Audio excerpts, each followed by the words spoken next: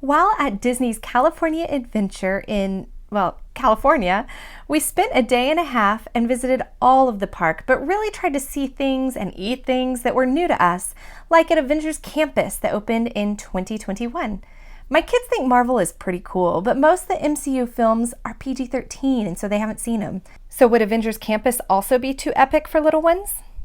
Thumbs down? 2 thumbs down.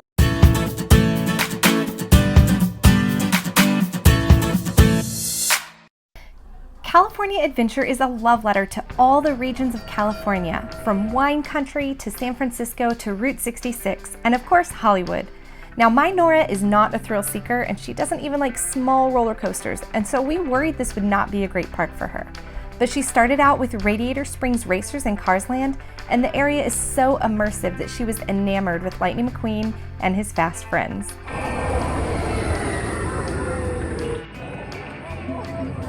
Now that we've warmed up our adventurous side, let's make like a hero and head to Avengers Campus. This area is teeming with superheroes, just wandering about, doing their jobs, and letting you help out with the rescuing. We started out with the Spiderman show, but more on that later.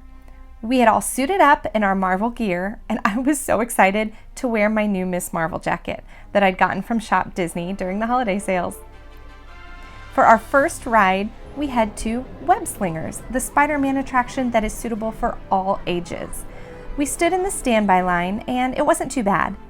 These spider bots have overrun Peter Parker's lab, and he needs you to board a vehicle and don some 3D glasses to go help him get things under control. The pre-show was fun, and I recommend trying to get your kids to the front of the room so they can see well. But anyway, you guys are here today to help us test the web slinger vehicle. Using onboard tech, you will be able to sling webs just like my buddy Spiderman. Peter, your presentation is getting away from you. Yeah, I'm aware of that, Sharon. If you could just... In spite of what you see, they were created to be robotic helpers that can break down raw material. After the pre-show, you head down to the vehicles and practice slinging your webs, because once on the ride, that is how you stop the spider bots. Think of it as a spider version of Toy Story Midway Mania, where you're aiming at screens, but in this case you use your hands instead of blasters. We love that our whole family of 5 could fit into one vehicle together. That's rare. No spoilers here, just Asher's final score. But would Guardians of the Galaxy Mission Breakout be as kid-friendly as Webslingers? The pre-show is a little more weird and dark, but not too much for them to handle, and my kids have never seen the hilarious but totally inappropriate Guardians films, so I had to explain the characters to them a bit. Remember, this ride used to be West Coast Tower of Terror, so get ready for some serious drops. Despite these faces, they said they loved it. I stayed behind with the toddler, but got to ride it later. You should think of this ride as a Tower of Terror without the terror. It's thrilling, but a joy to ride. I highly recommend watching episode 5 of the Imagineering story on Disney Plus to see how they designed this ride to be sheer fun. So, will you get lots of epic superhero photo ops here? Yes and no. We didn't do any meet and greets because the heroes are all kind of busy saving the world and everything. Don't forget to tag me on your video. #AmazingSpiderman. But if you looked, they were everywhere. The Spider-Man show, and you can't see it, but I put show in air quotes, it meant gathering in a crowd on the sidewalk for a while, and then being kind of underwhelmed by the presentation itself. Now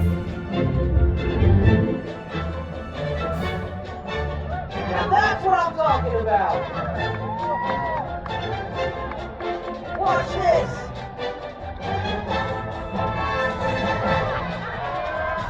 But this moment made up for it.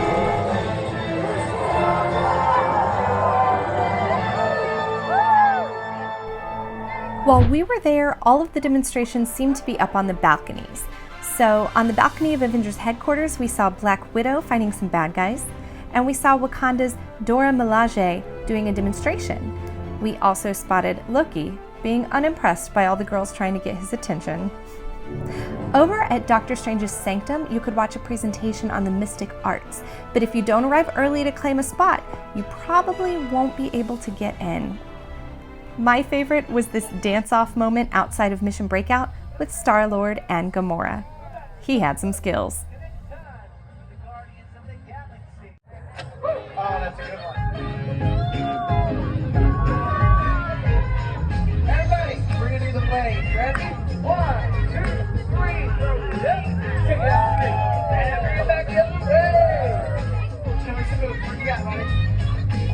That was a lot to pack into one morning. We had to go to our lunch reservation, but stick around because we're coming back to Avengers Campus for dinner. At Pixar Pier, we had perfect views of the the Pixar Pal Around, and we headed to the Pixar-themed Lamplight Lounge filled with Pixar quotes and collectibles. Let's see what we can find for our dietary restrictions. Guys, it was so cold today. Oh, yes. So we went to Lamplight Lounge at Pixar Pier for lunch, and Nick got us a reservation in advance, so it wasn't like we were walking up, because I think there were some people trying to walk right up, and they were having to wait 45 minutes or so. At least. We went in really full because we had such a good breakfast at the lounge. I can't stress enough how that lounge has helped us to have a really full trip, because yesterday we had a good lunch. Today we had a good lunch. Slightly smaller lunch. But breakfasts have been awesome. But Lamplight Lounge. Yes, so Lamplight Lounge. So had a reservation. We got in very quickly after a very full morning of rides, and we sat down. And I asked on the way in, I was like, is this outdoor seating? Because it's cold. And y'all, I did not believe. We listened to some podcasts by Carly Wiesel before coming out here, because we're just not that well versed in California.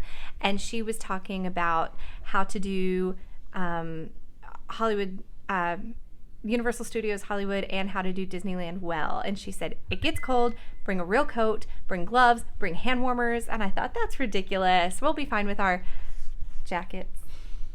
I love this jacket. I got to wear this jacket. 2009 half marathon participant. Old jacket, new jacket. Both, it's almost vintage enough awesome. that yeah. You can I like both of our wear jackets. it unironically. But neither of them were warm enough for today. There were wind advisories this morning, and we did not take the advisory as seriously as we could have. And so it was windy.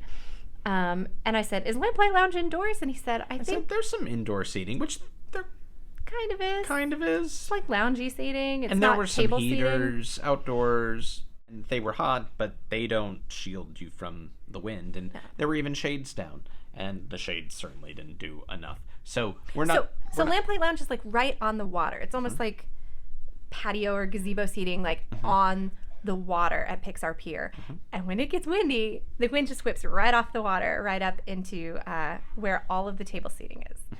So be warned. And we're talking like coasters were flying and menus were flying. And when I went upstairs to reclaim our stroller, it had, boom, tipped over. So... You could hear, as a menu would go flying, everybody in the restaurant would go, oh, like, it was a thing. Yeah. Food. So we did ask to speak to a chef, and there were a couple of different items that we were looking at, and we were like, hey, is there a gluten-free option for this particular sandwich? And he's like, well, it's a lettuce wrap. And we were like, oh, okay. And he explained that their gluten-free bread had dairy in it, and their vegan bread had gluten in it, so there was no gluten-free, dairy-free bread option for either the Impossible Burger, which is not perfect because it has soy in it, or the salmon PLT. Which we got without the Which is what we got. P. Which we got without prosciutto. the P because it's pancetta. Pancetta. And there's also a bacon aioli on the salmon PLT. Anyway, we removed the 2 pork items from the salmon PLT. We did get a subbed-in paprika aioli, which was really good. And the fries are cooked in soybean oil, so they said, sorry, we can't do the fries, even though the fries, it seems, are in a gluten-free fryer. So they would have been available, but they were like, we're going to give you fruit. And we should also note that the fries are usually malted fries. And so I assume the gluten-free fries are not the same as the regular fries. If you're looking for gluten-free, ask for them. But if you're looking for gluten-free and soy-free, you're going to get fruit. Yes. And the fruit was delicious. Clearly, the bar garnish, or the barnish, as I renamed it. The pineapple wedges had already been cut to be set on the side of your drink glass. Yes, which Nora then proceeded to do around her drinks. All the drinks had pineapples on them by the time. She got a lovely, as well as you, as well as Asher, mint watermelon strawberry limeade mocktail mojito thing. Yeah. And I got 3 different kinds of tequila mixed together. But he's still able to talk and give you this talking. Seriously. But actually, I'm usually a margarita would do me in more than it has. It's the cold. Must be the cold. But a kind of like a raspberry margarita it was actually really, really good. But the base was reposado. Once a margarita is labeled with a reposado, I'm like, done. That's what I'm going to have. Yeah. Anyway, we got the salmon on this lettuce wrap. It was really like a slice of lettuce. Tower of lettuce. Tower. Not to be confused with Tower of Terror. Lettuce. Roasted tomatoes. Very good roasted tomatoes. Really good. Salmon. Beautiful. Beautifully, amazingly well Perfectly cooked. Nice, like, charred corners and really well seasoned. Really well seasoned. Amazing salmon. Avocado, which you had to pay extra for the avocado. Paprika aioli, which we added. Really nice. And then, slice of lettuce. And so, it was a sandwich. Thankfully, I can, like, unhinge my jaw and eat this salmon. I ended up using all the pieces of lettuce to make smaller little lettuce roll-ups because I was holding the sleeping baby. I didn't want to put him down because he was keeping me warm, but I also didn't want to drop avocado on his head, so I like made these smaller wraps and tried to do that. I think Asher mostly used his knife and fork. Yeah. It was a little messy. And Nora, I basically had to feed the things you do. Oh, there she is. She's actually right down there. But all that to say, delicious piece of salmon. We were saying, if they didn't call this a salmon sandwich and they just said salmon and said nothing about bread, it'd be a $40 entree. It would be more expensive. But it was only like a $24 sandwich. So not too bad. It was great.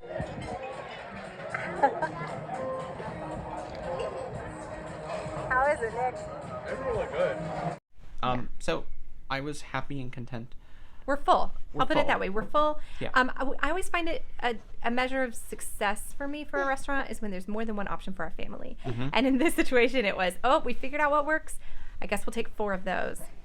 5 if the baby was awake. So, what did you think of your lunch? Good. The wind is the worst part because the wind is the baddest part. It was cold. It was cold. So tonight we're going back into California Adventure, but we're going to practice what we preach and take a rest this afternoon. Yes. Good night. Night. We made a quick stop at the Grand Californian Concierge Lounge for coffee to warm up before Nick headed back into the park with the big kids. I had to stay behind because the baby was feeling a bit under the weather. But Nick was determined to find gluten-free and dairy-free dinner for the kids at Pym Test Kitchen. This Ant-Man themed restaurant takes your food to subatomic sizes and plays with shrinking and growing science developed by Pym himself. The kids' PB&J Flavor Lab meal had a science project kind of presentation with peanut butter and jelly in a petri dish. They had gluten-free bread and dairy-free almond yogurt available upon request. A cutie and bottled water rounded out the meal. The kids did have fun literally playing with their food. We wondered if the plant-based pasta option could be made gluten-free, but we found Disneyland uses primarily Impossible Meat for their plant-based options instead of Beyond Meat, which is more common in the Florida parks. Since Impossible Meat is soy-based, which is on our food sensitivity list, we had to skip it. But in the end, they needed a little more food, so they scooted over to Smokejumpers, which has a dedicated gluten-free fryer, so French fries for dessert. And they wandered through the cool nighttime vibes of Radiator Springs for a bit, before heading to World of Color.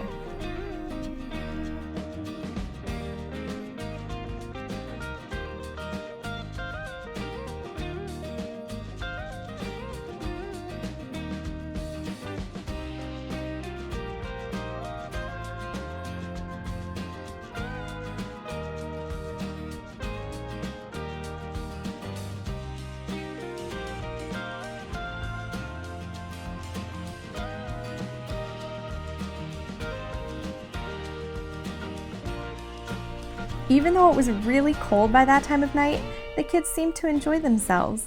And this show is always so magical.